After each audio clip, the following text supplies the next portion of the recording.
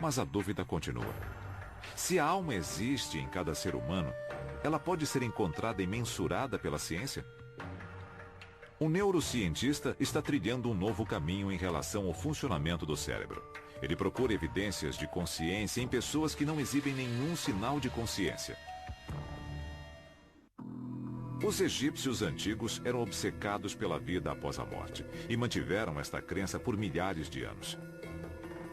Eles acreditavam que a alma e o corpo eram tão intricados que precisavam um do outro no além. Por isso, aperfeiçoaram a mumificação.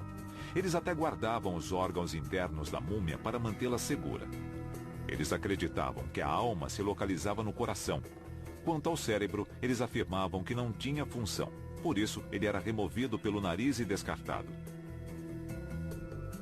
Epicuro, filósofo da Grécia Antiga, acreditava que a alma era formada por átomos e que eles eram dispersos no cosmos após a morte. No século XVII, o filósofo René Descartes fez uma declaração revolucionária quando igualou a alma à consciência. Penso, logo existo. Os egípcios acreditavam que a alma estava no coração, mas Descartes tinha certeza que ela residia em algum lugar do cérebro. Quando o campo da neurociência nasceu, cientistas começaram a vasculhar e analisar o cérebro humano em busca da alma, mas nunca a encontraram. Ninguém tem certeza de onde procurar entre os 100 bilhões de neurônios do cérebro. Alguns cientistas dizem que é um mistério impossível de solucionar devido à complexidade do cérebro. Mas outros estão determinados a provar que o cérebro é a chave para desvendar os segredos da alma. O próximo vídeo, a gente já volta nesse aqui, você vai continuar assistindo, mas o próximo vídeo vai mostrar a mediunidade, aonde se localiza no cérebro, que dá para provar que fisicamente que uma pessoa tem mediunidade e a outra não. Apesar que existe também a mediunidade de inspiração, que essa pode ser que não tenha traços no cérebro. Dá uma olhada no vídeo, a gente retorna com esse. Mas há estudos que tentam explicar por que alguns indivíduos teriam maior sensibilidade do que os outros. O médico Sérgio Felipe de Oliveira investiga o tema há muitos anos. A mediunidade trata dessa relação entre o espírito e o corpo. Então o que me interessava era isso, a relação entre o espírito e o corpo. No processo de saúde e doença. Ele direcionou os estudos na região do cérebro onde fica a pineal, uma glândula que já tinha despertado o interesse do filósofo e matemático francês Descartes, no século XVII. Ele disse: a alma se liga ao corpo pela pineal. A pineal é do tamanho de um caroço de azeitona e fica na altura dos olhos. É considerada um órgão sensorial. Segundo o médico, ela teria uma relação imediata com a mediunidade, porque possui cristais de apatita. Fotografei com microscopia eletrônica os cristais de apatita que existem na pineal. E me chamou a atenção isso, a pessoa ter bolinhas de cristal no meio da cabeça, no mínimo é curioso, não é? Os cristais de apatita seriam os responsáveis pela captação de ondas magnéticas. Isso poderia, então, de acordo com o médico, ser a explicação para a telepatia, o estado de transe e para os sensitivos. Quando tem bastante cristal, a tendência é captar onda, então é incorporação. De acordo com o médico, quanto mais cristais, mais mediunidade. A pineal conseguiria captar ondas e transformar em mensagens. A ciência acompanha esses estudos e fenômenos, ainda sem uma conclusão. O que é ruim é o cientista achar que ciência só é materialismo. Isso é uma falha de concepção do que seja ciência. Na escola de medicina, os alunos dissecam o cérebro como parte da aula de neuroanatomia. E eu estudei um cérebro preservado em formaldeído. Foi a minha primeira oportunidade de fazer uma dissecação num cérebro.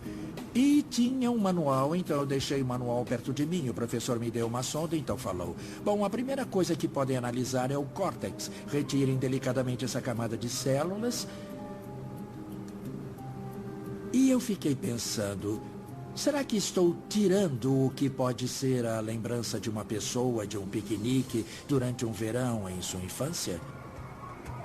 Ou uma relação com uma pessoa importante na vida dela? O que eu acabei de remover desse cérebro já foi alguma coisa? A memória se encontra no espírito e não no corpo, não no cérebro. O espírito é que guarda as memórias. Quando ele morre, ele leva as memórias com ele, inclusive memórias de outras vidas que ele não se lembra, mas que estão lá no espírito. Tá? Espírito junto ao corpo é alma. Espírito fora do corpo, após a morte, é apenas espírito. Perispírito é o corpo do espírito, que reveste o espírito, que é o último corpo que ele teve, na última vida que ele teve. Se você for ver ele, ele vai aparecer com a aparência do último corpo que ele teve. Eu acho que a alma e a mente são trocáveis. Eu acho que, como neurocientista, que a mente e o cérebro são permutáveis. Há 20 anos, o Dr. Adrian Owen estuda quais partes do cérebro são ativadas por atividades específicas. Bom, a nossa mente é um produto do cérebro complexo que nós temos. E eu acho que o motivo de a gente achar que tem uma alma e que a minha alma é diferente da sua é porque meu cérebro é diferente do seu. Para o Dr. Owen, o cérebro é a chave para solucionar o mistério de quem somos nós. Ele está tentando provar isso ao trabalhar com pacientes em estado vegetativo. Quero que olhe essas fotos, Chris. Eu quero que tente olhar. Tá? Esses são você, o Randy e o Walt. Vocês estão de uniforme. Chris era um oficial em treinamento na Academia Militar de West Point. Em 2007, ele sofreu um acidente de carro e quase morreu. Em vez disso, ele sobreviveu com uma sequela permanente no cérebro. Mas o Chris de antes, um cadete jovem e brilhante com a vida pela frente, não existe mais. Chris, tá vendo a foto de você e dos seus amigos? Não dá para imaginar. Nem no pior pesadelo. Já vi famílias passarem por isso, mas até acontecer comigo, eu não tinha a menor ideia de como é de cortar o coração. Tem alguns momentos em que eu penso que ele não está aqui. Em outros, eu sinto com certeza que ele está aqui, que está ouvindo, fazendo contato visual comigo. Mas é muito difícil indicar onde ele está ou se está aqui. Será que está preso? Realmente não temos essas respostas. Não acredito que o Chris não tenha a alma. Acho que existe uma centelha de vida que deixa a pessoa no momento da morte. É basicamente o que é a alma. E o Chris pode não estar consciente agora, mas ainda está aqui. Eu com certeza acredito que a alma seja mais do que só consciência. Chris, eu tô com um martelo e uma bola. Quero que você olhe para a bola. O espírito, no caso do Chris e de outros, está completo, saudável. É que esse espírito não pode se manifestar através desse corpo que está doente. Só isso. O espírito do Chris está saudável, mas o corpo não. Então ele não pode se manifestar. Todas as qualidades, inteligência, tudo está guardado no espírito. E com um corpo desse não há como. É como se você quisesse acessar a internet e o seu computador não permitisse isso. A internet está lá inteira, funcionando, mas o seu computador não consegue acessá-la. O que a pesquisa do Dr. Owen tenta provar é se, clinicamente falando, Chris está tão consciente agora quanto antes do acidente. Com a consciência, nós temos um grande problema, porque a única maneira de eu provar que eu estou consciente é por meio de alguma ação. Ou dizendo ou demonstrando. E se nos basearmos em uma coisa que chamamos de distúrbios da consciência, como o estado vegetativo ou o estado minimamente consciente, não temos essas ações com muitos pacientes. Eles são, por definição, incapazes de produzir esse tipo de resposta que todas as pessoas usam para demonstrar que estão conscientes. Para o Dr. Owen, o que começou como um simples estudo sobre consciência transformou-se em uma descoberta sem precedentes. Ele realizou exames em uma mulher de 23 anos em estado vegetativo. Os resultados revolucionaram a compreensão científica do cérebro. Ela foi vítima de um acidente de trânsito e foi examinada periodicamente por 5 meses. Em cada um dos exames, ela se encaixava em todos os critérios necessários para o diagnóstico de estado vegetativo. Então ela foi colocada no aparelho de ressonância magnética funcional e pedimos que ela se imaginasse jogando tênis. Nesse exame, quando ouvir a palavra tênis, eu quero que você se imagine em uma quadra de tênis jogando uma partida de tênis. Nós escolhemos essa tarefa porque foi uma coisa que fizemos várias vezes com voluntários saudáveis. E já sabíamos que produzia uma ativação bem específica de uma área frontal, bem no meio do cérebro, chamada área motora suplementar. Essa área controla os movimentos da parte superior do corpo. E mesmo mentindo para a máquina, ou só imaginando que estamos movendo o corpo como se estivéssemos jogando tênis, já ocorre uma ativação forte dessa área do cérebro. Enquanto ela estava no aparelho, nós a instruímos que quando ela ouvisse a palavra tênis, começasse a se imaginar praticando o esporte e continuasse até eu dizer descansar. E quando fizemos isso, o cérebro dela foi ativado, igual ao de um voluntário saudável. Com base nisso, concluímos que o estado dela não era vegetativo e que ela estava consciente. Foi muito empolgante. E nós também fizemos outro teste porque era importante provar que aquilo não era só uma reação automática e que se nós mudássemos o teste, a ativação cerebral ia mudar. Então, usamos um tipo de teste com navegação espacial. Pedimos que ela se imaginasse indo de um cômodo a outro da casa dela. Nos voluntários saudáveis, isso basicamente sempre ativa uma área bem no interior do cérebro chamada giro hipocampal. Eu nunca vi ativar em um paciente vegetativo. E apesar disso, quando pedimos para ela se imaginar andando de um cômodo a outro em casa, o giro hipocampal dela foi ativado da mesma forma que num voluntário saudável.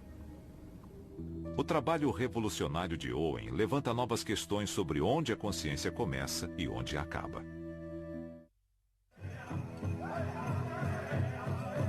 Para os povos indígenas da América, os humanos são a minoria em um mundo habitado principalmente por espíritos.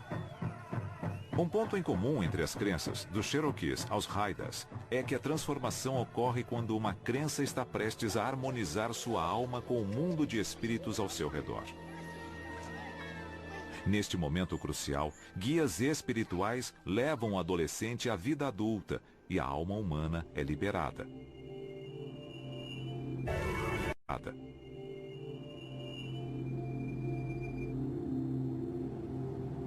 Na sociedade ocidental dos dias atuais, as crianças nascem com alma.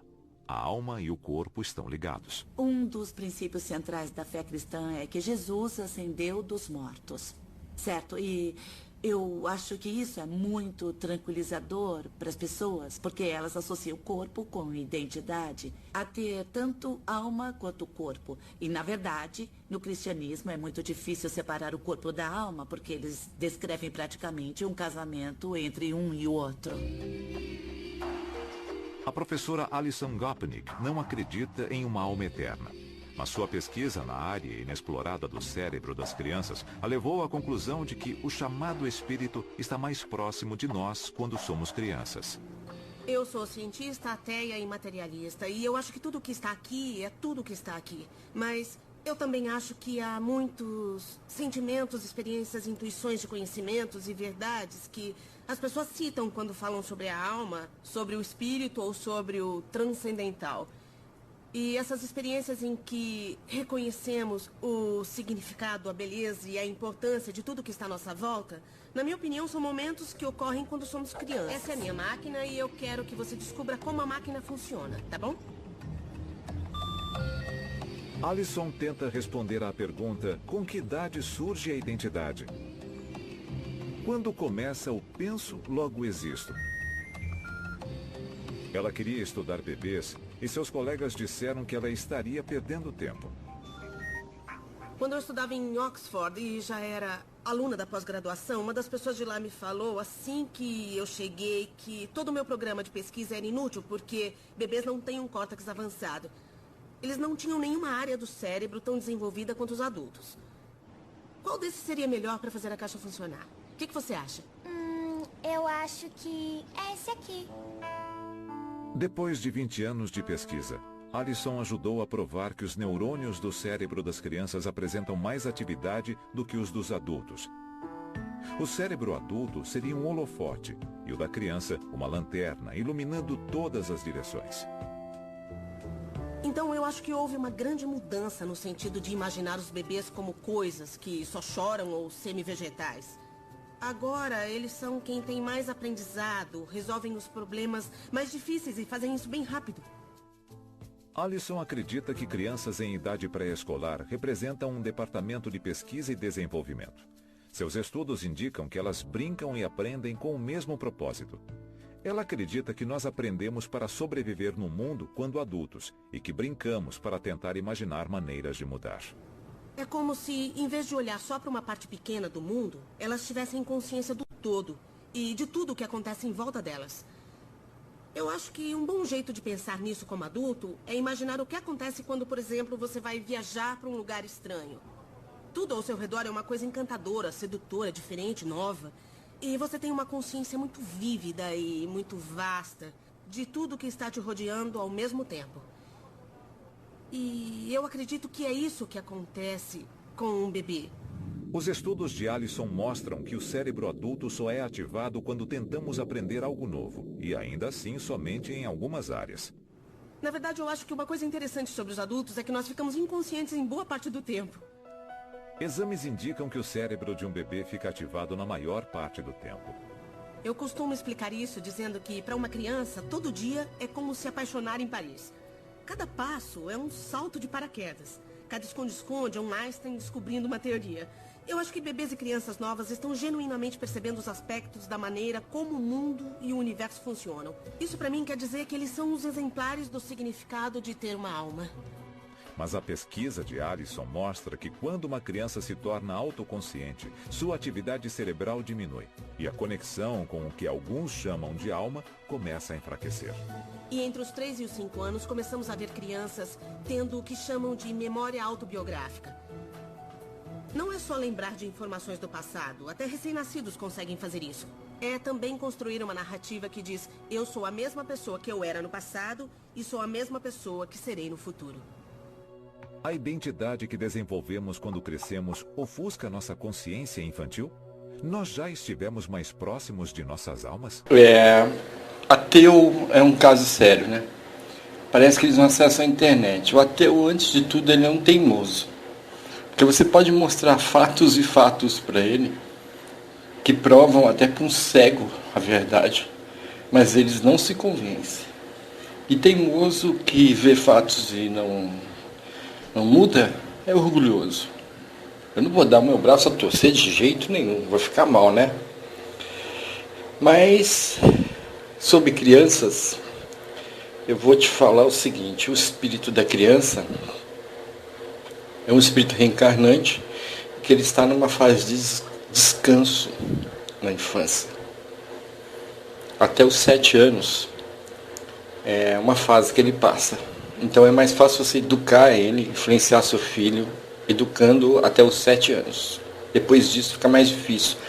Há um aperto no laço espiritual que une o espírito dele à mente, e ele vai retornando a personalidade dele aos poucos. Depois aos 12, há outro aperto, 12, 14. Vai ficando cada vez mais difícil educar seu filho. Tá? O espírito vai assumindo aos poucos. Eu vou postar agora 2 vídeos. Um em que mostra como uma criança, um espírito pode ter nascido ali na hora, junto com o corpo. Se você vê um vídeo desse, você não vai mais acreditar nisso. É impressionante. Eu me emocionei com o vídeo, ele é curtinho. Depois a gente volta para esse. E também o Allan Kardec. Todas essas pesquisas científicas sobre alma, espírito, americanas, da Inglaterra, não falam de Allan Kardec, não falam do espiritismo kardecista. Por isso que vai haver uma grande mudança na Terra. Uma das razões para a grande mudança que vai haver na Terra, que vai terminar em 2057, que Emmanuel reencarnou para participar dessa mudança, por isso que vai haver essa mudança. O link está aqui em cima. Mas veja o vídeo a seguir, também, após o vídeo da menina, que mostra um trecho curto, mostrando quem foi Allan Kardec. Foi um cientista. Veja o vídeo e depois volta com esse especial aqui. En terwijl de jury wacht op dat wat komen gaat, komt ons eerste kandidaatje met haar vader en broertje de foyer binnenwandelen. Ik ben Amira, ik ben 9 jaar. Ik ga iets zingen waar jullie allemaal niet van verwachten wat ik ga zingen. Ik droom heel vaak van fans die naar me klappen en zo. Nou, als hier nou duizenden fans zouden staan, zou ik een beetje lachen, soms een beetje zwaaien. Ik hoop dat dat ook gaat gebeuren. Ik ben wel een beetje zenuwachtig, maar het is vooral ook leuk dat ik hier mag zingen. Ik denk dat ik nu moet. Oh, en ik ben er gewoon helemaal klaar. Mijn grootste nachtmerrie is dat er iets heel ergs misgaat. Want ik heb wel heel hard geoefend voor vandaag. Hi. Amira? Ja. Ja, hi. Tuurlijk wil ik een Once Got Talent winnen, alleen je kunt niet alles winnen. Ik hoop gewoon dat ze het heel erg mooi vinden. Kom maar even hier, want kun je vast een beetje stiekem kijken. Hier gaat het allemaal gebeuren natuurlijk, hè? Daar links zit de jury. Het leukste vind ik Gordon. Nou, schiet eens op. Soms zegt hij ook hele grappige dingen en dat vind ik heel grappig. Ga maar hoor. Ga maar.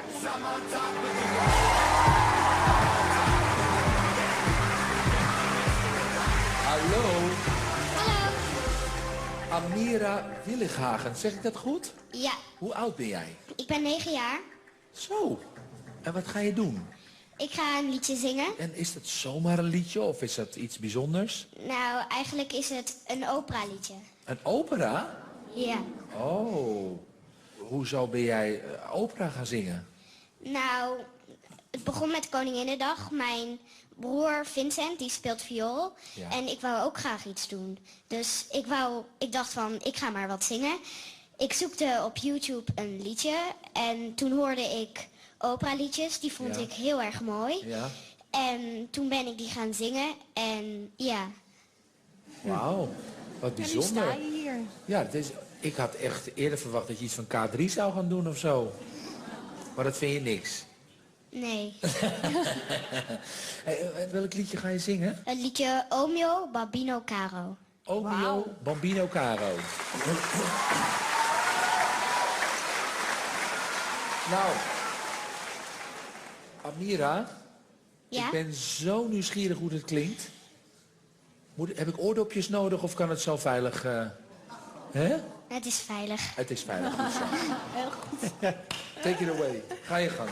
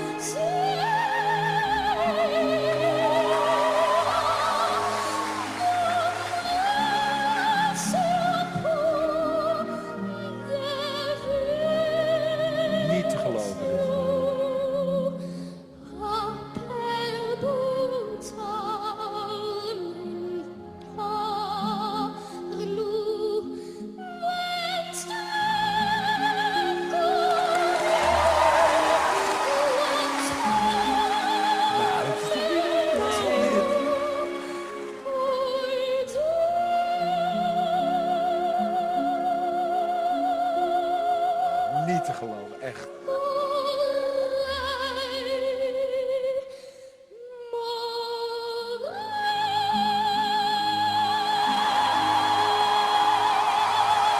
Staande ovatie.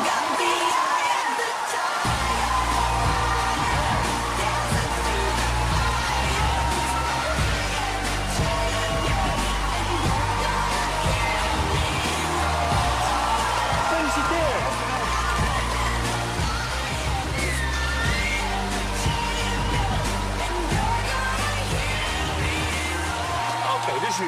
De Jules.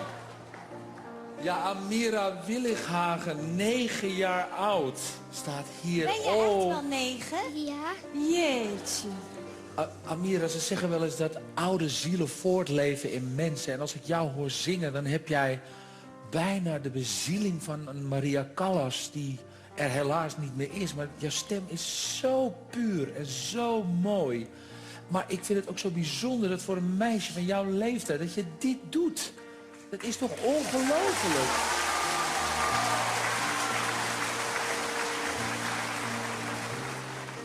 Ik wil ook zo'n dochter. Marcel, você está há 20 anos pesquisando, escrevendo, né, sobre essa doutrina, sobre essas pessoas que têm essa missão. E agora você está lançando Allan Kardec. Isso. Que era um professor de matemática do século XIX, super cético, que queria observar esses fenômenos para desmistificar, para dizer que eles não existiam, e acabou, a gente pode dizer, se tornando pai do espiritismo? Dá para falar pode pai dizer do espiritismo, pode sim. Ele era um cético exatamente assim como você descreve. Ele era um professor muito cético, né, que discípulo de um educador na época, que era o Pestalozzi, e ele defendia um método de investigação científica para tudo. Ele dizia para os alunos dele, é preciso ver para crer, é preciso tocar com os próprios dedos, é preciso descartar tudo que seja meramente provável, é o que ele falava. Né? Então foi com esse olhar e com essa postura que ele viu uma sessão de mesas girantes, que era uma febre na Europa do século XIX, nos Estados Unidos, que era o quê? As pessoas se reuniam em torno de mesas maciças de madeira, pesadas, né, em casas em geral de classe média, alta, em salões nobres da Europa e dos Estados Unidos, juntavam as mãos assim em torno da mesa, juntavam o dedo mindinho no dedo mindinho do vizinho e eles fechavam uma corrente. Aí todos se concentravam, silêncio na sala, né? Penumbra, luz de velas, de repente a mesa se mexia. Passava mais um pouquinho, a mesa se erguia. Passava mais um pouquinho, ela flutuava. E aí, às vezes, ela dava um outro passo, muito complicado, que era o que? Ela começava a ditar, ao som de pancadas, mensagens atribuídas ao invisível. Uma pancada, letra A. 2 pancadas, letra B. Espécie de código, né? Código, letra C, e as pessoas iam anotando. Para o professor Rivaio, né, que o nome dele, do Kardec, tinha batismo, Hippolyte Léon Denis Rivaio, para ele aquilo era um absurdo. Então ele olhava e falava assim, bom, tem duas hipóteses aí, ou é fraude, pura e simples, roldanas e tal, ou é a energia dos vivos concentrada em torno daquela mesa, fechava uma corrente, né, e era então a responsável por aqueles movimentos. Então ele estudava essas duas hipóteses. E ele falou, bom, depois que ele viu a primeira sessão, ele levou um choque, né, saiu muito impactado e falou, agora eu vou estudar. E aí foi com essa postura que ele começou a assistir várias sessões de mesas girantes, começou a ver cestos com lápis que ficavam instalados no centro desse cesto, esses cestos se moverem. Com o alfabeto em volta, e também, com o alfabeto, e às vezes o lápis escrevia mensagens atribuídas ao espia, ao invisível, e ele viu duas médiums, e isso impressionou muito ele, que eram duas adolescentes muito simples, as irmãs Baudin, que passavam para o papel mensagens muito complexas. Que elas não seriam capazes de escrever. E aí isso abala. Então o que acontece com esse professor cético, Rivaio? Aos 53 anos, ele muda de vida e muda de nome para dar voz aos espíritos. Né? Então no livro que eu tento, né, com o máximo distanciamento jornalístico, é contar a história dessa conversão, né? E mostrar o que fez um cético virar um missionário. O que ele viu, né? Aquele homem que não acreditava em nada, o que fez ele acreditar? E ele era um cientista. Tanto, né? Na verdade, ele era um cientista. O Dr. Frank Eckenhofer viajou até as florestas do Peru para tomar uma droga poderosa que ele acha que pode ajudá-lo a medir sua alma. Ele vai usar a tecnologia do século XXI na forma de um eletroencefalograma para auxiliá-lo. Meu tema é o despertar da mente. E é muito perigoso dizer isso de forma científica, porque ele não parece um assunto científico legítimo. É um tema religioso, e nesse campo da consciência, o motivo por ele ser meio conservador é por tocar essa área delicada da ciência, onde se fica muito próximo do que é considerado religião. Então eu acho que existe uma resistência, uma incerteza sobre como trazer métodos científicos para esse limite, onde a ciência estuda a consciência, mas não só a consciência, e sim uma coisa que já é religião ou uma experiência religiosa. Recentemente, o Dr. Eckenhofer ficou intrigado com uma substância feita a partir de uma planta que altera enormemente a consciência. A substância é chamada ayahuasca. Dom Galermo é o xamã local, que domina a arte de preparar e provar a ayahuasca. Temos aqui a famosa planta ayahuasca. Ayahuasca é uma planta visionária, ¿no? Que los curanderos utilizamos para descubrir los secretos ocultos, ya sea dentro de la mente. A ayahuasca vem de uma palavra indígena que significa cipó da alma. Ela é vista por muitos como uma rota direta para o divino. A planta é ilegal em muitos países ocidentais e sua potência depende da habilidade do xamã que a cultiva, colhe e prepara. Como dicen, plantas sensibles, plantas inteligentes, pero dentro sí tiene su alma que nos escucha, nuestra voz, ¿no? Y muchas veces en sueño o intuitivamente o en visiones nos puede comunicar. A ayahuasca é consumida na forma de uma bebida. Partes do cipó da planta são amassadas e fervidas com folhas de chacrona em 30 litros de água. Depois é feita uma redução. A ayahuasca é o litro de líquido resultante. Ao longo dos séculos, aqueles que tomaram a bebida relataram experiências extracorporais e encontros com seres que só podem ser descritos como almas. O Dr. Eckenhofer concentra seus estudos sobre a ayahuasca nos níveis elevados de serotonina e atividades cerebrais dormentes que ocorrem sob a influência da droga. Ele já estudou os padrões cerebrais de monges budistas e acha que eles guardam um segredo. Monges budistas alcançam estados alterados de consciência por meio de meditação. Os budistas acreditam que chegam a um estado elevado de consciência que os deixa mais próximos do que chamam de alma universal. O Dr. Eckenhofer foi ligado ao aparelho de eletroencefalograma para descobrir se depois que ingerir a droga haverá alterações mensuráveis na atividade neuronal de seu cérebro. O eletroencefalograma é muito sensível à mudança mais sutil na consciência. Alterações de padrão enormes acontecem no eletro. Eu já fiz medições e descobri que existem frequências muito interessantes. E essas frequências são indicadores dessa mudança de estado.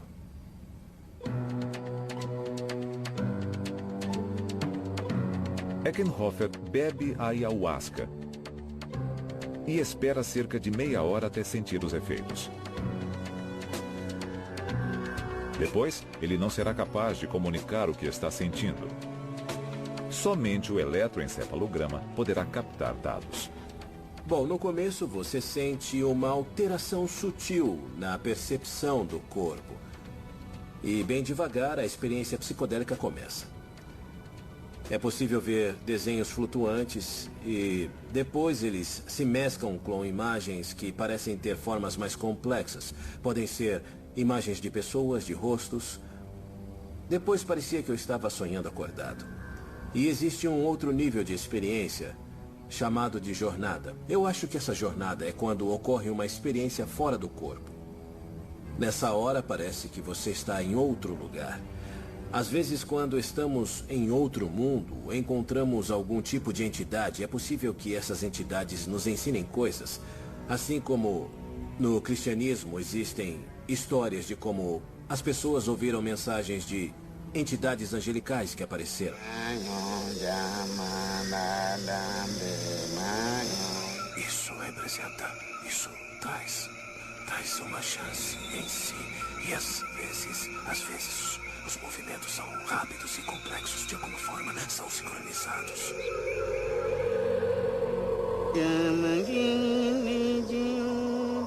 Quando entra em um estado alterado, Eckenhofer começa a mover as mãos como se estivesse conduzindo uma orquestra invisível. Seus colegas de pesquisa esperam que o eletroencefalograma registre o pico de atividade, sustentando a teoria de Eckenhofer de que a ayahuasca pode indicar um caminho para tocar a alma.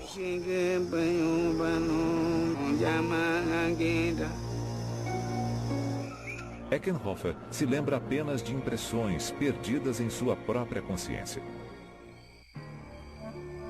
Na manhã seguinte, ele já está no modo científico, examinando a história contada pelo eletroencefalograma. Assim que a ayahuasca fez efeito total, seu cérebro entrou em um estado de consciência ainda mais elevado.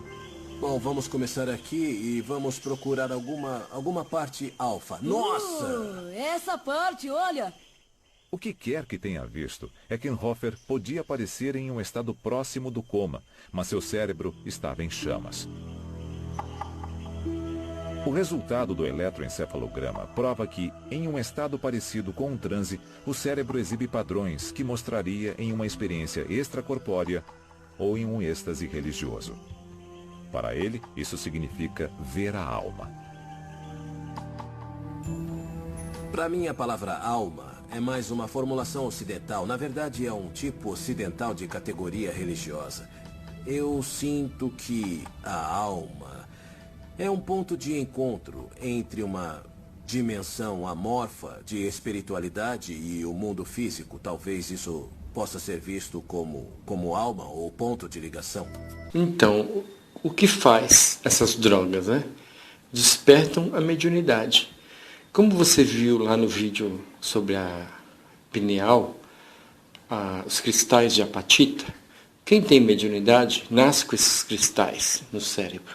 Quem não tem, pode até despertar essa mediunidade, essa sensibilidade, até um desdobramento espiritual, o seu espírito sai do corpo com essas drogas. Mas é perigoso. Para alguns que têm obsessores, eles podem atacar você durante esse transe. Então, eu não recomendo, só por curiosidade. No caso dele, como pesquisa científica, tudo bem, é até interessante. Mas a tua mediunidade ela vem naturalmente e com proteção espiritual, que não permite que você seja atacado, molestado, violentado, etc. Enquanto um grupo tenta encontrar evidência de consciência elevada dentro da própria mente, outro tenta ver se é possível criar este efeito construindo um cérebro. O monstro de Frankenstein, um ser pensante criado pela ciência, mais poderoso do que seu criador, e no final, rejeitado por ser temido e mal compreendido. O famoso monstro de Mary Shelley sobrevive a quase 2 séculos de cultura popular porque a história de Frankenstein nos assusta até o fundo da alma. O Dr. Frankenstein era um cientista suíço obcecado pela centelha da vida humana.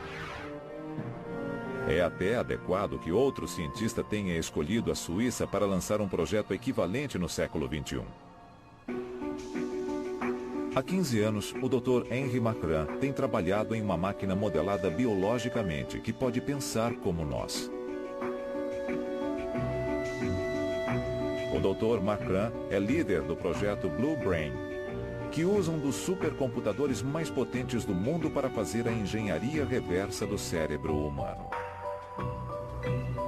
Muita gente pergunta por que está fazendo isso, ou então, por que quer construir um modelo? Se existem 6 bilhões de pessoas no mundo, vai servir para alguma coisa? Vai ser realmente útil? No fim das contas, nós só estamos tentando entender e aprender sobre o cérebro e sobre o que ele é capaz. Ele é a mesma coisa que nós? É o mesmo que um ser humano? Ele consegue captar isso? O objetivo do projeto é reproduzir a complexa estrutura do cérebro humano em um computador e ver se ele tem a habilidade de pensar como nós fazemos. Eu acho que o projeto Blue Brain é fundamentalmente diferente de outros modelos porque não estamos tentando construir um modelo da forma mais simples possível. Estamos tentando fazer um modelo da forma mais biológica possível. Se um cérebro artificial puder ser criado com características biológicas, Marcran diz que não pode prever se ele se tornará ou não um cérebro consciente. Veja agora trechos que o Espiritismo fala da mente, muito interessante, muito legal mesmo. Trechos pequenos, depois volta o vídeo e aí volta os trechos para complementar essa informação que está fraca, né? A vontade é a faculdade soberana da alma, a força espiritual por excelência. E pode mesmo dizer-se que é a essência da sua personalidade.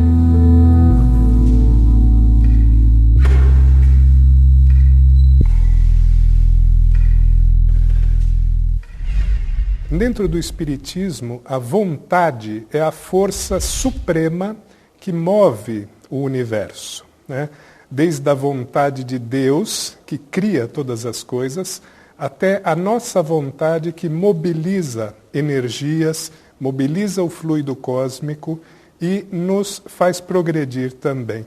Em O Livro dos Espíritos, codificado por Allan Kardec, nós vamos encontrar na questão 24 um item muito interessante, que vai dizer que a inteligência é um atributo do espírito. E ali vai dizer também que nós precisamos estudar esta questão de uma forma mais ampla. Porque se nós não tivéssemos a inteligência para o espírito, então nós poderíamos dizer que o espírito não teria necessidade, ou não teria a sua existência. A inteligência é uma faculdade para o espírito aprender. Ele usa a inteligência para fazer as suas experiências e extrair conhecimentos intelectuais e conhecimentos morais. Então, a inteligência é faculdade para aprender. Espírito é o princípio inteligente do universo. Nós aprendemos isso com Kardec e os espíritos que o orientaram. Então, nós sabemos que o pensamento é uma faculdade do espírito, assim como a vontade, como tantas outras.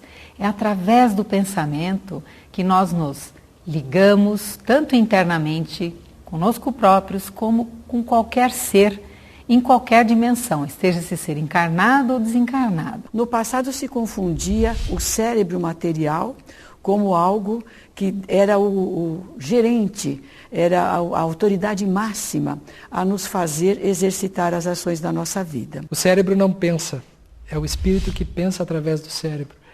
O cérebro ele é instrumento do pensamento. A sede do pensamento é o espírito, através do seu corpo mental, é que ele irá expressar a sua força viva maior que é o pensamento. O espírito, ele se exterioriza através de um potencial que nós vamos aos poucos configurando neste homem que reencarnado apresenta as sensações físicas, o sensório no qual ele está revestido, apresenta uma possibilidade emocional, traduzido seja na raiva, no sentimento da ansiedade, seja do medo, tristeza, alegria, manifesta através da sua cognição, a sua manifestação, portanto, da inteligência, e grudado a tudo isso está o pensamento, que é inerente ao espírito, que o caracteriza, que o distingue da matéria. O pensamento, ele soluciona as questões fundamentais apresentadas durante as experiências do espírito. Então, ele é uma das 3 ferramentas de trabalho do espírito para a sua evolução. É o pensamento que, segundo os espíritos, traduz-se materialmente em nível espiritual, mas ainda é imperceptível aos equipamentos humanos. É esse pensamento que fala do ser espiritual e que traz dentro de si uma emocionalidade. Tanto sentimento quanto pensamento são atributos do espírito. O corpo simplesmente é a via de transmissão, né, de todas essas potencialidades espirituais. A palavra mente, ela é de origem latina e ela é usada também, muitas vezes, em substituição à psique, que é uma palavra grega.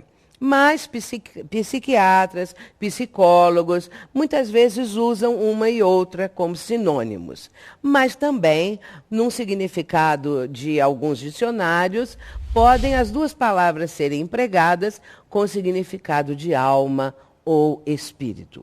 O espírito é a inteligência, sendo a inteligência, ele é a mente.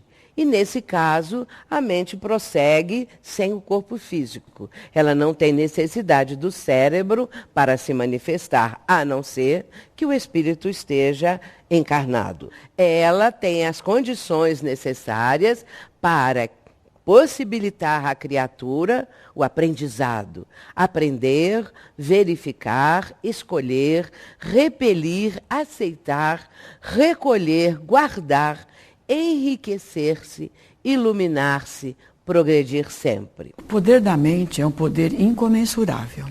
E, evidentemente, ele atua em todos os sentidos da nossa vida e nos impulsiona ao progresso. O espírito, à medida que vai progredindo, ele vai melhorando seus pensamentos, ele vai saindo da submissão das restrições do corpo físico e do cérebro também, né? Então ele vai se enriquecendo cada vez mais de ideações, de imaginação, etc. Entre as leis divinas, a lei do progresso é uma das mais atraentes, porque ela mostra que, ao sermos criados, nós fomos dotados de várias potencialidades.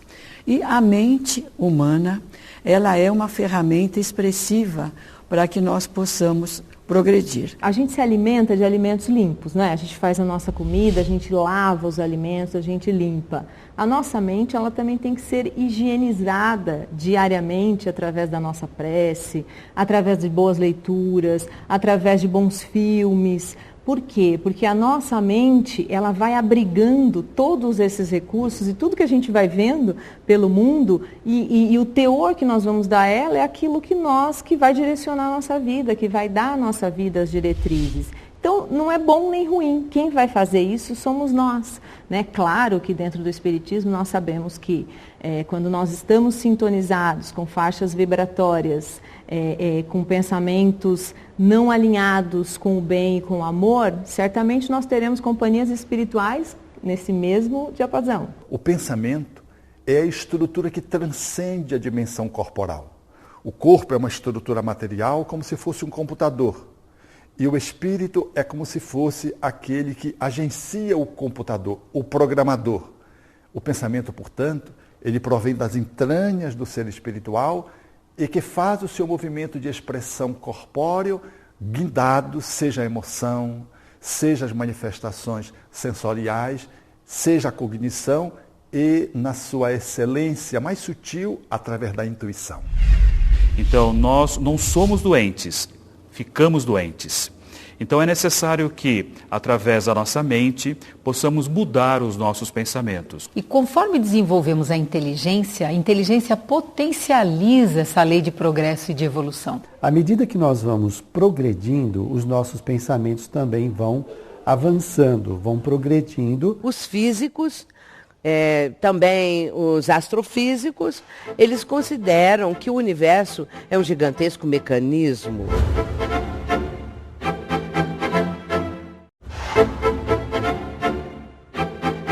Os físicos, também os astrofísicos, eles consideram que o universo é um gigantesco mecanismo. E ainda há uma corrente no campo da física que não aceita, não admite a presença de Deus, e muito menos a do Espírito. Portanto, essa ideia que o universo é um gigantesco mecanismo ainda prepondera. Só que há algo que eles não sabem explicar. O momento em que a matéria, destituída de inteligência, se tornou inteligente e aí surgiu o ser humano. Esse é o ponto diferente, é o ponto duvidoso, é o ponto que eles ainda não deram uma resposta a respeito.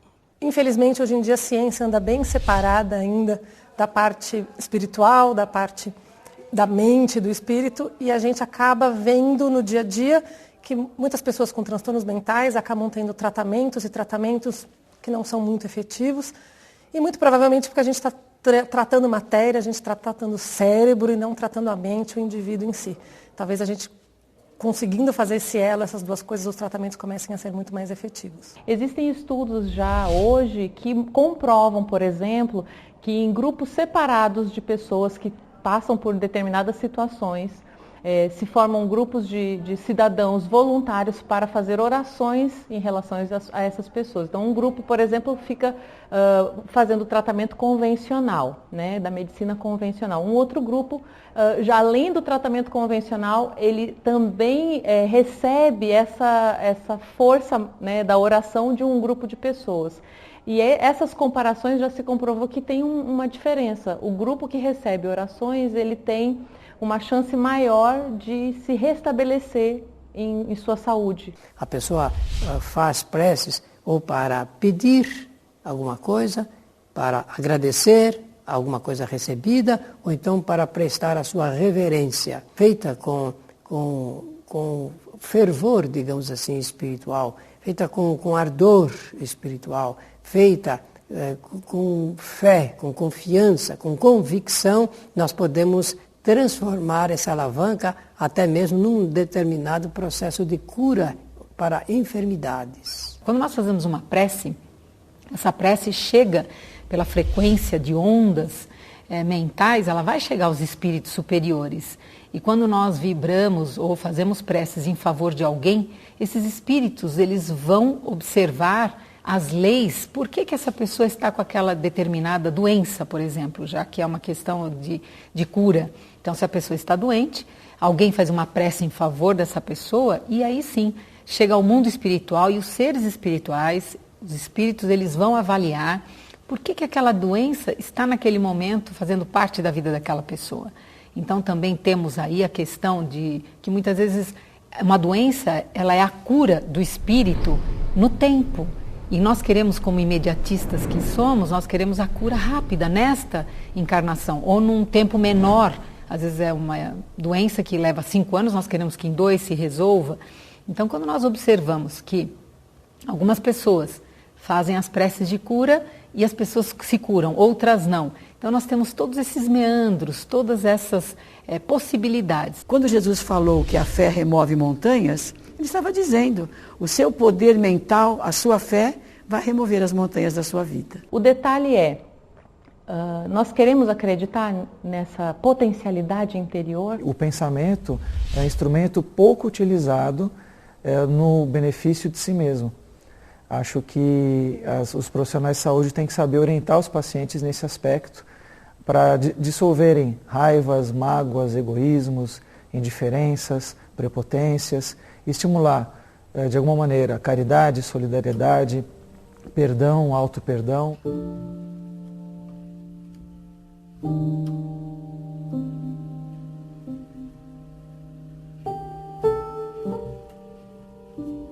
Nosso patamar evolutivo está entre a animalidade e a angelitude. A animalidade da qual nós saímos há pouco, deixando para trás o império dos instintos e caminhando para a angelitude. É a faixa em que nós estamos operando. É aquela em que a nossa consciência já desperta, vai realmente nos possibilitar um conhecimento que nós vamos adquirindo. Então, em muitas situações, a palavra espírito, ela é colocada com letra maiúscula, que somos nós, os espíritos inteligentes e que têm o pensamento aflorado, que pensamos sobre nós mesmos. E espírito com letra minúscula, os espíritos colocam em toda a obra que são aqueles seres da natureza que têm inteligência, mas não têm o pensamento. Os animais não pensam sobre eles, não pensam sobre a vida. Essa é uma faculdade do espírito com E maiúsculo, que somos nós, que estamos imersos nessa lei de progresso e de evolução. O progresso, ele traduz um ser que vai se desenvolvendo psiquicamente, progressivamente. Quanto menor é a evolução do espírito, mais tacanho é a sua expressão mental. Nossa estratégia é, se nós construirmos corretamente e entendermos desde o princípio, ele vai se desenvolver e vai falar e vai ter funções cerebrais elevadas. Mas eu não sei, ele pode ter consciência ou não. Assim como o Dr. Frankenstein, a equipe do projeto Blue Brain usa material vivo para formar sua criatura. Não de humanos, mas de ratos. Os neurônios humanos são impressionantemente similares aos dos ratos. Primeiro, um rato é decapitado. Em seguida, uma fatia fina de seu cérebro, ainda ativo, é submersa em um fluido cerebral artificial, o que possibilita que o tecido cerebral continue funcionando por várias horas. O tecido é colocado sob o microscópio e um único neurônio é extraído. Depois, as formas e reações básicas dos neurônios de rato ainda vivos são mapeadas.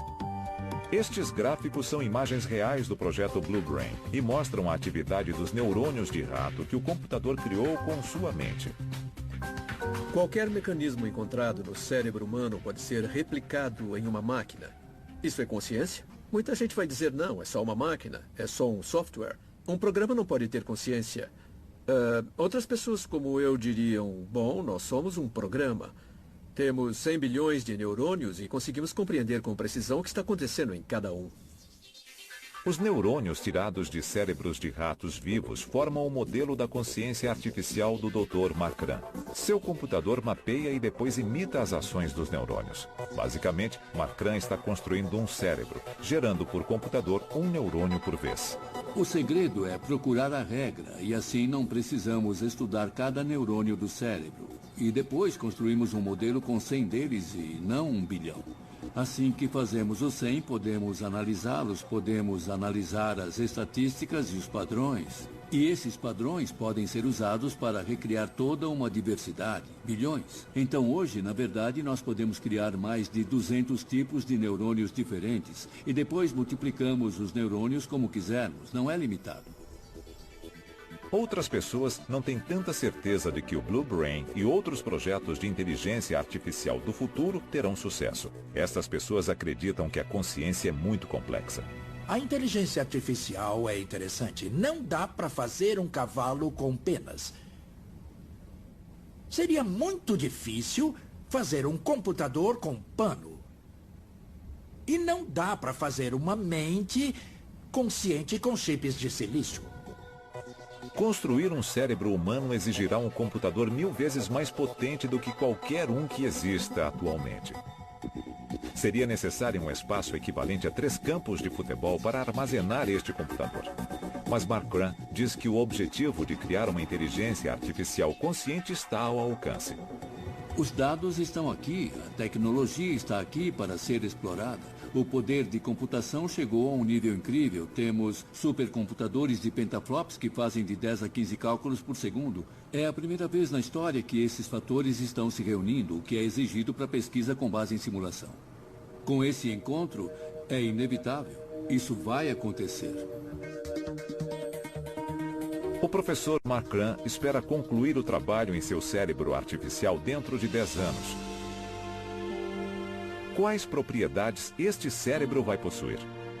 Ele irá se considerar igual a nós? Ele terá emoções e personalidade? Ele terá alma? Quando se fala sobre inteligência artificial, é claro que todos temos que pensar naquele momento em que vamos desenvolver uma coisa artificial que é um pouco mais inteligente do que nós. Talvez como consequência, assim que a gente conseguir fazer uma coisa um passo melhor do que nós, para realizar algumas funções, ela vai ser capaz de produzir uma inteligência 2 passos melhor do que nós. Então essa coisa vai ser capaz de produzir uma inteligência 4 passos melhor do que nós. E o processo continua assim e entramos em um tipo de ciclo infinito, que algumas pessoas chamam de singularidade tecnológica. A singularidade é prevista por futuristas como o momento em que as máquinas se tornarão conscientes e mais capazes do que os humanos. É um cenário perigoso, já que elas, teoricamente, poderiam nos dominar e até nos exterminar. Apesar de eu achar que a época da singularidade ainda está muitas décadas de distância, quando ela se aproximar, eu acho que é uma coisa que temos que desacelerar e pensar a respeito com cuidado. Se o professor Marcran for bem sucedido, o projeto Blue Brain virá a ser a singularidade? Ele tornará a existência humana melhor ou muito pior? Se for algo maligno, ele permitirá que o professor Marcran o desligue? Será um monstro Frankenstein sem alma que matará seus próprios criadores? Todos nós evoluímos. E o Livro dos Espíritos, na questão 540, no último parágrafo, vai dizer que o espírito de hoje foi o átomo de ontem. E o átomo de hoje será o espírito ou o arcanjo de amanhã. Então estamos nesse processo de evolução. Então o progresso, a evolução está diretamente ligada à nossa mente. A lei de progresso é uma necessidade, por isso ela se chama lei. Nós temos uma necessidade na alma de progredir. Nós sentimos isso em todas as épocas da humanidade. É uma lei tão natural e é inexorável, empurra o espírito para frente, não dá para o espírito dizer assim, eu agora vou parar de evoluir um pouquinho. Não existe isso. Ele está sempre acrescentando conhecimentos novos através das experiências que realiza. Às vezes as experiências são as mais terríveis para o espírito. Ainda assim, ele está evoluindo através dessas experiências. E conforme desenvolvemos a inteligência potencializa essa lei de progresso e de evolução. E é só observarmos como viviam os seres humanos na época das cavernas. Existia já a lei de progresso e de evolução, porque desde os minerais, os vegetais, os animais, até chegar ao homem, houve uma evolução. E do homem, da época das cavernas até hoje, também. E o que fez esse progresso? O que fez essa lei de evolução e de progresso ficar tão presente? É a inteligência humana. Então, através da inteligência, o homem desenvolveu mecanismos, desenvolveu instrumentos. Então, tem a época da pedra lascada, da pedra polida. Ele foi desenvolvendo o fogo, a utilização do fogo, a utilização da água, a utilização da energia elétrica hoje, a utilização dos recursos para altas tecnologias. Então, você observa essa lei de progresso em total expansão. Nenhum espírito no universo inteiro poderia realizar a sua trajetória evolutiva se não usasse essas 3 ferramentas de trabalho: inteligência, vontade e pensamento. Ora, dizendo isto, e dizendo também que o pensamento ele é encaminhador de soluções para o espírito, é com ele que o espírito trabalha em seu favor evolutivo, fazendo as melhores opções, buscando as melhores alternativas para atingir o ponto essencial, o ponto primordial, que é a sua evolução. Se nós somos criados com a finalidade de alcançarmos a perfeição e através dessas vivências que nós temos da reencarnação e de todas as experiências que vamos acumulando no decorrer dessa vivência, então é totalmente relacionado uma coisa com outra. Eu vou desenvolver os poderes que estão na mente, que a mente é nada mais, nada menos do que o espírito que sou eu. Eu acho que esse é a grande maravilha da vida. Você pega uma pessoa primitiva ou uma pessoa embrutecida, ela vai ter pensamentos condizentes com o estado evolutivo dela. Quando se fala, então, de poder do pensamento, vai depender do grau de evolução que a pessoa tem. Porque senão a pessoa cai num pensamento mágico, de achar que pode fazer tudo e ela não tem domínio nem sobre si mesma. Aliás, isso é causa de muita frustração para algumas pessoas, que elas caem nesses contos populares de dizer que com o pensamento ela consegue tudo. Aí ela tenta de todo jeito alguma coisa e não consegue, aí ela fica frustrada, achando que ela deveria conseguir. Só que ela não percebe que tem outras implicações. Por exemplo, a lei de causa e efeito. Se ela está passando por uma prova, os pensamentos poderão atenuar alguma coisa, mas não modificar algo que ainda é necessário para ela aprender. A semeadura é livre, mas a colheita é obrigatória, vem daí. Quando eu semeio, é uma escolha que eu faço, semear ou não. E a colheita, essa não depende mais dessa escolha. Né? Aí também entra um pouco a questão da fé e também de acreditar. Porque quando um agricultor ele semeia, ele tem fé, ele confia que a natureza vai corresponder a essa semeadura. E na nossa vida também. Tem a nossa parte, porque algumas pessoas semeiam e aí elas exigem a colheita. Né? Só que aí nós confiamos, nos entregamos que se a colheita não vem da maneira que eu quero que ela venha, existem leis acima de nós. E talvez, em função até de existências anteriores, o que eu espero colher demora um pouco mais. Ou vem de uma outra maneira ou de outra fonte, que não aquela que eu espero. Então a correlação é total e direta entre a mente e a lei de causa e efeito. Observemos então as nossas escolhas no nosso dia a dia, em todas as áreas da nossa vida. Eu tenho certeza que a mente tem o poder, para o bem e para o mal. Mas a maioria das pessoas ignora essas possibilidades da força do seu pensamento. Jesus fazia os fatos mais extraordinários que hoje, na paranormalidade, você encontra aqui e acolá de uma forma muito singela, ele detinha em si mesmo todo esse potencial mental que o distinguia como um grande mestre.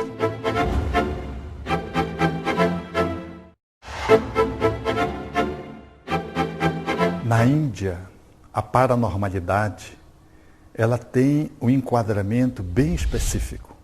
Porque um ser pode assumir uma posição, por exemplo, de um faquir, um profundo controle do seu corpo, ser espetado, fazer com que os pregos lhe firam sem que ele possa sangrar, experimentando dores absolutamente sob controle mental, o que encanta as pessoas que veem. No entanto, estes, como outros poderes mentais, eles não são valorizados pelos seres iluminados, pelos mestres indianos, porque isso com um treino todo ser humano pode fazer. Nos processos de auto-hipnose, num treinamento e numa concentração continuada, nós podemos conseguir coisas fantásticas de autodomínio corporal, para que um ser se consagre de uma forma positiva num campo de uma paranormalidade inclinada para uma ética que induz ao bem, é necessário valores, princípios. Porque o poder mental por si mesmo, ele não é suficiente. O ideal seria a inteligência e a moral darem-se as mãos. E aí essa evolução seria, até os espíritos dizem isso, seria muito mais fácil auxiliar a humanidade a progredir se os homens cuidassem de evoluir essas duas ao mesmo tempo. É como se nós tivéssemos, por exemplo, fizéssemos musculação só com o braço. O outro vai ficar fraco, os músculos vão ficar fracos. Então a inteligência é o braço que vem sendo bastante utilizada e a moral ainda um tanto quanto enfraquecida. Nós podemos escolher entre o que nos faz bem e o que nos faz mal. E como o pensamento ele acaba sendo um meio de comunicação universal, né, entre os seres, um influencia o outro. Então nós estamos influenciando e sendo influenciados o tempo todo através do pensamento, tanto de forma positiva como de forma negativa.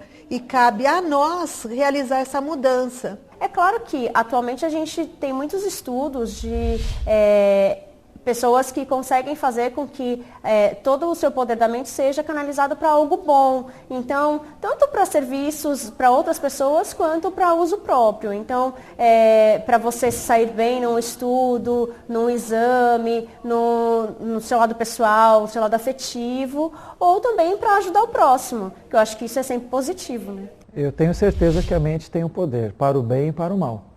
Mas a maioria das pessoas ignora essas possibilidades da força do seu pensamento, né?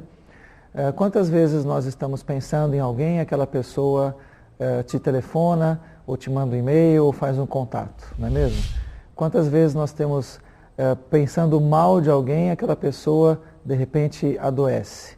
Então existe essa possibilidade, essa potencialidade das pessoas utilizarem o seu poder do seu pensamento. A palavra, ela tem um significado muito profundo que vem ancestralmente, não é? Então, quando nós exteriorizamos determinadas palavras, determinadas condições de voz, nós estamos indo de encontro ao nosso interlocutor, ou de uma maneira positiva, ou de uma maneira negativa. Mas sempre ter o cuidado com o que nós estamos falando. A partir do momento que nós pensamos certo, nós realizamos certo. Então, o grande desafio de nós que estamos aí nessa existência é nos melhorarmos a cada dia, nos entendermos como seres éticos, que temos que compreender o nosso irmão como um igual a nós, que está num processo de evolução. Aí nós começamos a pensar certo. Por isso, Jesus era fascinante. Andava por sobre as águas, demonstrando uma habilidade mental. Multiplicava pães e peixes de forma incomparável. Curava corpos que estavam paralíticos ou que estavam emudecidos, cegos de nascença. Jesus fazia os fatos mais extraordinários que hoje, na paranormalidade, você encontra aqui e acolá de uma forma muito singela. Ele detinha em si mesmo todo esse potencial mental que o distinguia como um grande mestre. O que faz de Jesus ser um ser extraordinariamente incomparável e belo não é o poder da sua mente, é a sua vocação e a atuação na amorosidade. Ele foi grande, não porque ele transformou água em vinho, porque se desmaterializou no templo à vista de todos, porque andou sobre as águas ou fez do silêncio do mar quando estava agitado. Porque um bom poder mental, ainda que num grau menor, alguém pode fazer isso. Levitar, pode transformar uma substância noutra. Há paranormais que conseguem fazer isso, ainda que de forma singela. O que mais demarcou a figura incomparável, histórica da humanidade, chamada Jesus, foi a sua capacidade de fazer o bem, a sua vocação de amor, que faz dele o mestre dos mestres, o grande guru, o maior guru da humanidade. Hiroshi Ishiguro trabalha para projetar um mundo em que humanos e robôs são indistinguíveis. E, quase acidentalmente, ele está mexendo com a noção de onde a alma das pessoas começa e termina.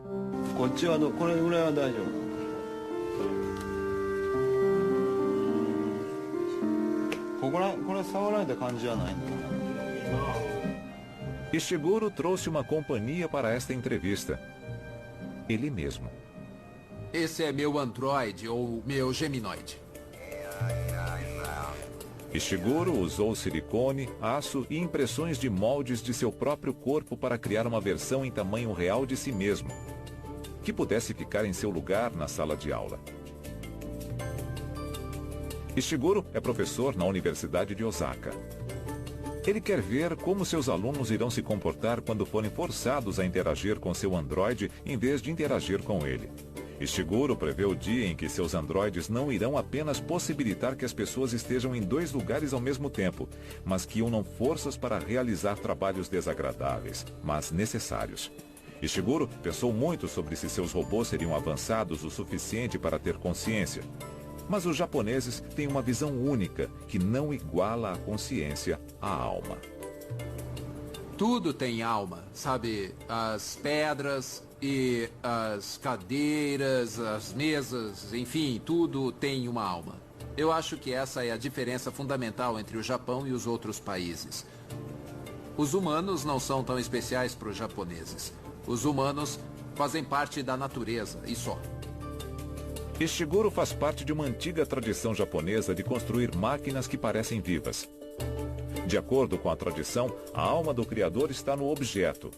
E no Japão, acredita-se que a criação também deva ter uma alma.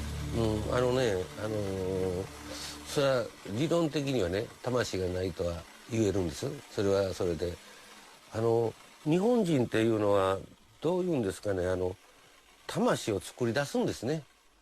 いわゆる盆栽にしても生け花にしてもお茶にしても全てですね、いわゆるそういうまあ言うたら作り出すという。で、僕らはこの人形を作る時に魂を入れるっていうんですね。で、やはり一生懸命作るとですね、それがこう生きてるように思えてくるわけですね。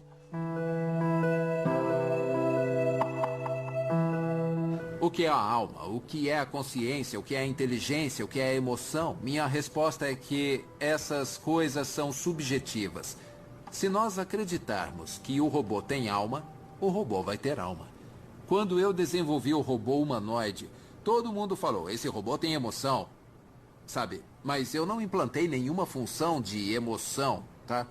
Então, obviamente, essas coisas são subjetivas e não objetivas. Ao dar personalidade e emoção a robôs, alguns humanos podem achar que eles têm alma. Em Okinawa, no Japão, robôs chamados Parô são produzidos aos milhares. Cada um tem a habilidade única de aprender a reagir a sentimentos humanos. Os Parô são companhia para a vasta população de idosos do Japão. Conhecidos como terapia robótica assistida, os acompanhantes mecânicos são equipados com uma tecnologia de reconhecimento de padrões capaz de ler o humor de seus donos e agir da maneira adequada para tranquilizá-los. Depois de conhecer seu dono, cada parô desenvolve uma personalidade única e sua própria variação emocional. É uma simulação computadorizada de sentimentos.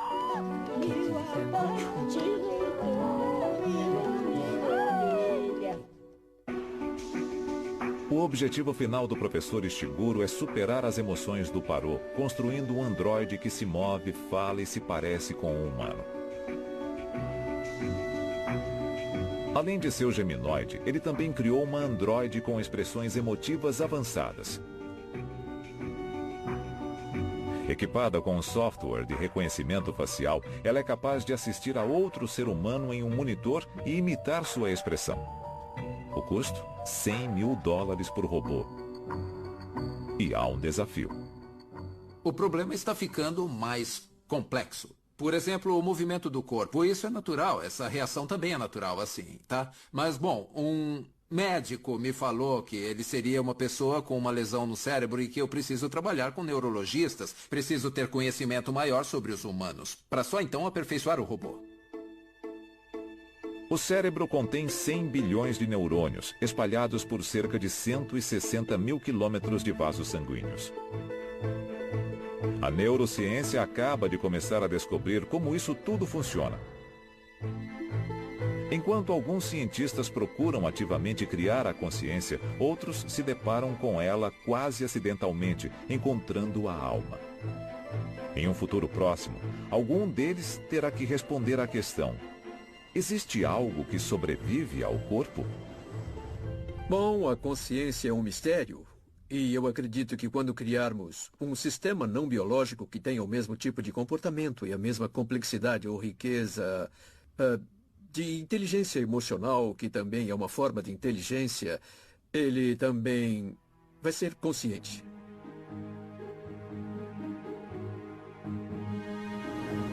Se você perguntar para alguém, você acredita que tem uma alma imortal ou você acredita que tem alma?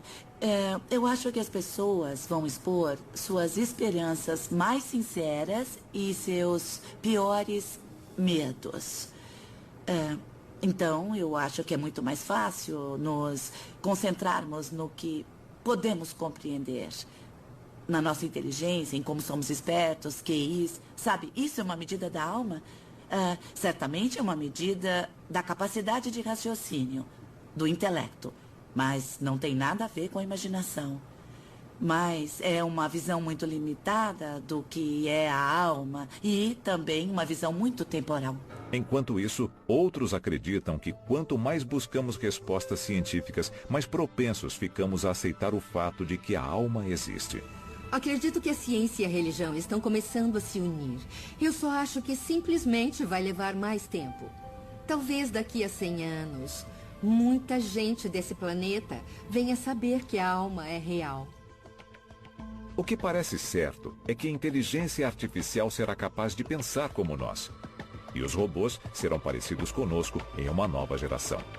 Caso os dois forem combinados, os humanos viverão lado a lado com uma espécie inteligente e sintética. Se eles têm alma, é uma questão de debate exaltado. De qualquer forma, o século XXI pode ser a era em que a existência da alma será provada incontestavelmente. Seja qual for a resposta, os segredos da alma agora estão ao alcance da ciência.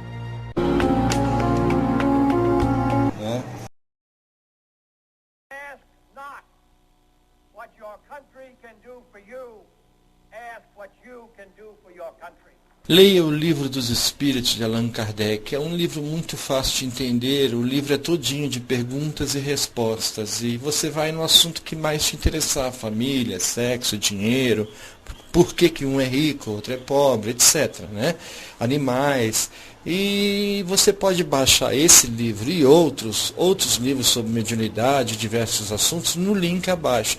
Clique abaixo do vídeo aí nos textos, que o texto se expande e você vai ter o link para os livros.